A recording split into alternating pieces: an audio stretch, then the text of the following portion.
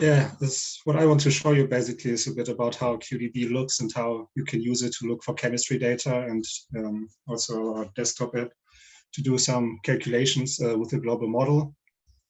And in here you see this is our website. And you basically see that we have data on species, similar reactions, then chemistry sets, and also some surface data. And basically, I just maybe want to go through these different categories to show you which kind of data you can find there. For example, you can go on species search, and then you can put in here chemical formulas, probably something simple like argon maybe as a start. And then what you get here is a list of the neutral argon species, which we have in the database, which in this case is here ground state and excited states, where we have here these kind of start states, which are more or less generic states or pool states, and then all these distinct states of argon. And you see then some information here. For example, you see how many reactions we have for these species as reactant and as product. And you see some species data like the mass for each and where available. You can also see ionization potential, polarizability, Lennard-Jones parameters, or the state energy, which might be important for plasma simulations. Just as a note, in the database itself, we also have the NASA polynomials, which can, for example, which some simulation software, for example, use to calculate things like heat capacity or enthalpy of formation. And this information will be available on the website itself soon also. One information about how to search for species. As was important here is that you enter the chemical formula. For example, adding species or simple names does not work, and you have to consider capital and small lettering. What you don't have to consider, for example, is the order. For example, if you search for FC, it will also find CF, for example. But as I said, important is that you use the chemical formula, taking capital and, for example, searching for argon both in capital will not work. Yeah. And you can also see if we go back to argon, when you then click, for example, here on argon, it now basically looks for all the reactions, which are, it's usually fast. I hope my internet connections might be a bit slow today. So maybe let's go directly to the direction search, a reaction search, where you can then, for example, again, enter here argon, for example, and then you can also do some filtering here. For example, if you're looking for impact ionization for argon, you can, for example, select here that you only want to have it as a reactant, and then here only the electron impact ionization. And I hope, yeah, this is much faster. Thank you.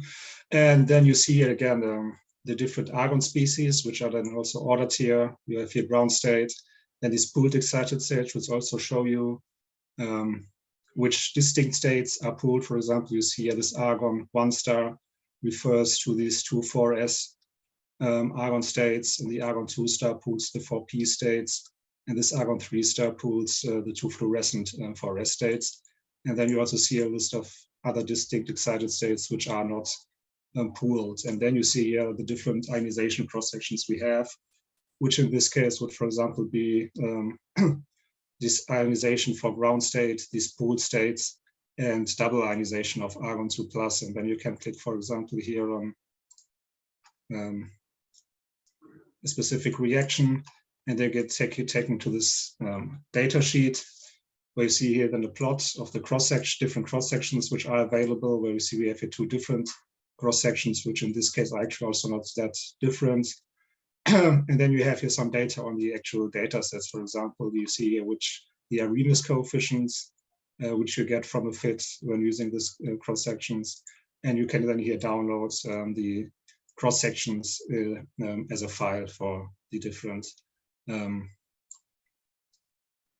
data sets for one reaction. You can also here compare different cross-sections. For example, you can click here on this symbol, and you see we have here now collected the different cross-sections for the different states of ground state. And you click on this, then you can directly compare the cross-sections for these different processes. For example, in this case, the ionization for the different excited states of argon. And you can also do this, for example, cross species. For example, if you look now for helium, we can also put here the helium cross sections into the selection. And then you can here compare up to 5 different cross sections in this case. So it would be argon and helium, different excited states. Yeah. Maybe also to show you how it looks if you don't have cross section. Yeah. Just for this. For example, you see here whether we have cross sections or just rate constant data. And if you click on rate constant data, you simply get here then the Arrhenius coefficients used in a specific source for this reaction. So this is how you can look for and find reaction data. We also have some surface data, which is basically then here ordered into different processes. For example, we have here sticking coefficients. And when you click on this, this is then, for example, am I still sharing, or did my screen go away? I think the screen's gone away, yeah. Yeah, I think I mistakenly clicked on stop share. Yeah, so when you get away to the sticking coefficients, you say then here's some species for which we collected them. And if you click, for example, on oxygen, you see here a collection of sticking coefficients, which can then, for example, be used in plasma simulations. You see here the gas species, the surface coefficient, and then some comments. And our policy is actually that we have to consider that these coefficients are not universal like cross sections, but they very much depend on can depend on pressure, power, plasma composition. So instead of definitive values, we like to give here a range. You see, for example, here these first two are both for atomic oxygen on stainless steel from the same publication. It's just that one is for a clean surface and the other one is for a saturated surface. So this is more or less rather an upper and lower limit for the sticking coefficients rather than specific values. Then we also have here some mechanisms which are more or less intended to be used, for example, in site-based models or Monte Carlo feature profile models. For example, we have a collection of action mechanisms. And if I click, for example, on the ion-assisted silicon and chlorine, what you get here is then here a list of surface reactions which were used in a specific setup. For example, this is a etching mechanism for silicon in chlorine, which was used here in a publication by Chad Hewart, and which were then kind of calibrated to match experimental results. And again, you see then you have here the list of reactions, the coefficients, maybe a comment what kind of reaction this is. And you also see that if, for example, for electron ion processes, which usually are energy dependent, you also get here the formula which was used in this simulation, and then the parameters used in this formula. So essentially, if you're interested in a specific etching mechanism or a similar etching mechanism, what these data is intended to be is to give you an idea how to construct a surface reaction set. And just like the sticking coefficients, these should not be seen as kind of definitive values or definitive sets, but rather as a kind of overview over what you need to consider for a given problem. For example, we have here the chemical chlorination and then a chemical etch and then the different physical and chemical sputtering reactions by ions. But again, these are not intended to be kind definitive values, but rather just a kind of starting point in case you want to set up your own surface simulation, be it site-based or a feature profile model. And finally, we have here these pre-assembled chemistries, where you see here, which are kind of cover routinely used gases like argon, O2, N2, and so on. and actually preloaded one of these, the argon chemistry, because it was also very slow today. So it's here, and you see that on such a site, you see some notes, maybe some example results for specific conditions. Then you have here the downloads, where you can download these chemistry files in some formats used in some commonly used modeling software like COMSOL, ChemCAD format, or WizGlow. You can see here a list of species, which in this argon is rather simple. So you only have here ground state, the two excited states, and positive ion. Can look at the list of reactions and then also go to the reaction site. You can look here which surface sets might be used in combination with the set. And then you have here the online Boltzmann solver, which you can use to calculate electron distribution functions and rate coefficients originating from these. And also the online global model, where you can set here the process parameters. So power, pressure, gas temperature, gas flows. And if you have a gold account, you can also set here bespoke surface coefficients, which might be important. It's maybe not that important for argon, but might be important, for example, for oxygen, where you want to include the recombination of oxygen at the walls, for example. And also, if you have a gold account, you can also set here pulsing. And you see then as a result, you get here the species densities, both as a graph, as a table. See some temporal evolution, and you can also download here the results, which gives you kind of temporal evolution of all species. And yeah, we started with this online version, but at some point we wanted to introduce some more functionality, and we kind of saw that doing this in the browser has its limits, especially since due to constant communication between the local computer and our server, it can quite take a while for larger chemistry sets. So we developed a kind of standalone, almost more a standalone app, which you can see here, which you can use to construct your chemistry sets and run the model. And when you start this, you can either choose here one of the pre-assembled sets, or use here this dynamic chemistry set generator, which is also available online. You can forgot about this, sorry. So if you click here, chemistries, dynamic chemistry,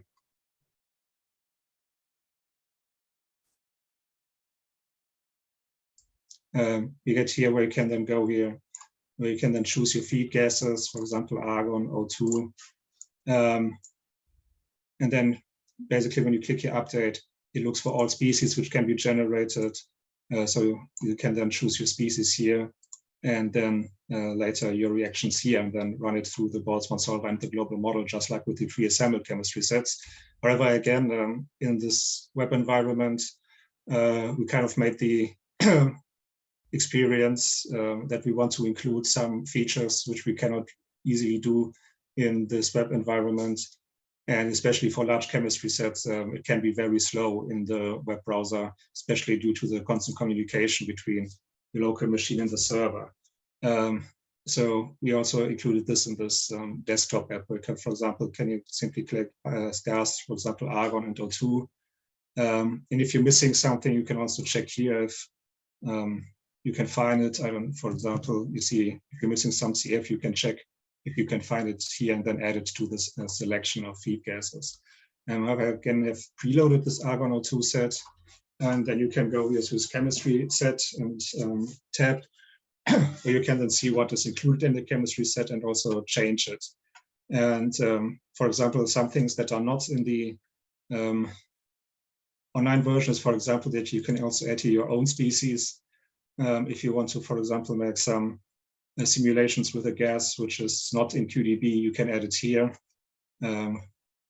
If you know charge mass, which is rather trivial, or Lennard-Jones radius, is these are the kind of species data you need for the stuff, and this is something you cannot do in the online version. And you also have here some consistency checks, which checks, for example, if there are any species which don't have any lost channels or which are not produced by any reaction.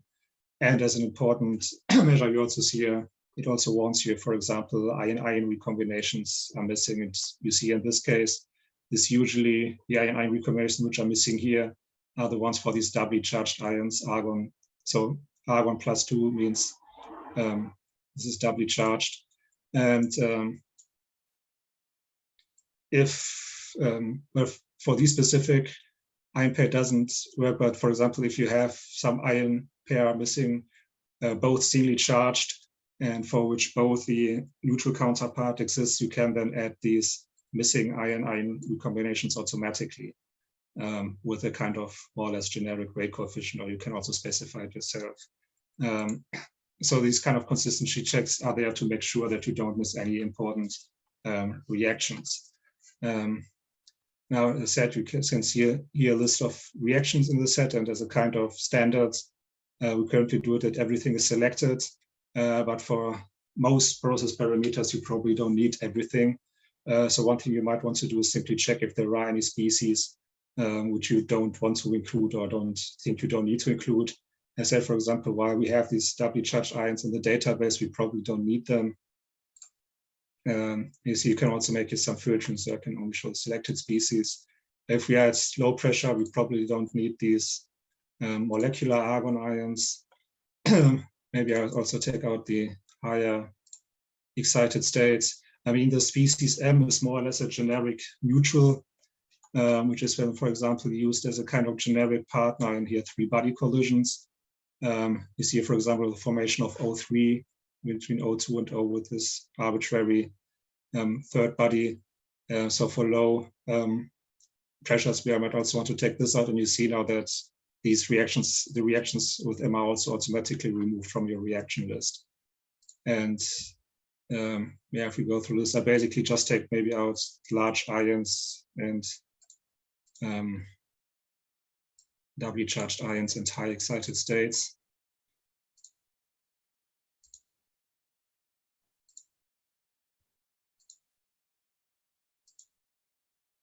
So yeah, so now we have a rather smaller set, which basically includes just the major ions and low excited states and no larger molecular states. And you can do the same for the reactions. So we have here a list of reactions. You can also do some filtering, for example, show only electron collisions and maybe only electron collision with ground state argon. So you can do here this filtering. You see here the Arrhenius coefficients and threshold energy used, and you can also change these. And just with the species, this is also something you cannot do in the online version, where basically you are kind of set to the coefficients which are actually in the database, but here you can change them. And you can also add here your own reactions by selecting here species, the products, and then type in here the Arrhenius parameters, or if you have, for at least for electron collisions, if you have a cross-section somewhere, you can also load here the cross-section file into the app, and it would automatically calculate the Arrhenius coefficients and the threshold energy from these, or take the threshold energy from the file you provide. And yeah, so this is how you can set up your chemistry set. You can also save it here in a kind of format which we call QSet, and then later load saved sets here, so you don't have to kind of go through this whole setup every single time. And then you can advance here to your model settings, where you can again set your pressure, power, gas temperature. You can also set up your pulsing between two power levels, geometrical factors, which kind of we assume cylindrical geometry, your flows, and also something which is not available in the online version is here these automatic parameter variations. We can change, for example, pressure, power, geometrical factors of flow. For example, you can choose then here which flow you want to vary and which we want to adjust. And for example, trying this now maybe from 10% argon to 90% argon in 9 steps. Then you can give it a name. I just call it flow variation. And I hope I didn't now choose a chemistry set or some parameters which don't work, but it does. And yeah, so if you then have now, you get taken to this result screen where you can see, for example, here for the parameter variation, how the different parameters change as a function of the variparameter. You can select here which parameter you want to plot. There's also some shortcuts, for example, to simply plot all neutrals quickly, or plot all positive ions and all negative ions. You can also choose a different, for example, you can show the results at a specific time, which is probably of interest for pulse discharges, or just the final results, where you can then look here at the final results again, for example, for all positive ions for the individual ones in your parameter variation, or you can also select it this way. And you can also check here the time-dependent results for the individual ones in such a parameter variation. And it's note that we also have here some export, and you can also export the results in a CSV file, so you can then load it into Excel or some other program, and so you can manipulate or do some calculations with results. You can also save and load old results. And you can also switch here between parameter variation and single runs. As I said, I have here kind of two runs I did beforehand. One is with the full set. So basically for this, I just downloaded the entire set and didn't change anything and just ran with all species, and once just with the reduced set. And then you can, for example, compare the results of these two sets. And you see, for example, that in electron density, it doesn't actually change that much, and electron temperature doesn't change that much. O density doesn't change much. And then if you go through all the different particles, you see that there's really not that much of a difference for most of the important species. Only difference is maybe O minus changes maybe a lot. But overall, you see that the reduced set and the full set aren't that different when it comes to, like, for example, if you're just interested in O electron temperature and electrons, you see that the reduced and the full set are actually quite similar. And this is actually the use for intended use of this app and the QDB, is that you use it to kind of construct your chemistry sets, test them, make some test runs, and kind of find an optimized chemistry set for specific process conditions, and then use this chemistry set into multidimensional simulations. And so this is the state this app is in now, but we're planning some more functionality. So it can, for example, that you can also export your chemistry set in different formats, like which can be used, for example, in COMSOL or in ChemCan format or Whistler format. So you can directly then export your constructed sets in formats which you can use in other modeling software. And we also want to add some more tools which kind of help you optimizing your chemistry set. For example, we do have an algorithm for an automated chemistry reduction. And we also want to include this in this app. So in the end, that's we want to build this app up more and more so it can be used as a tool to quickly generate and optimize chemistry sets for use in higher dimensional simulations. And I think with this, I'm finished.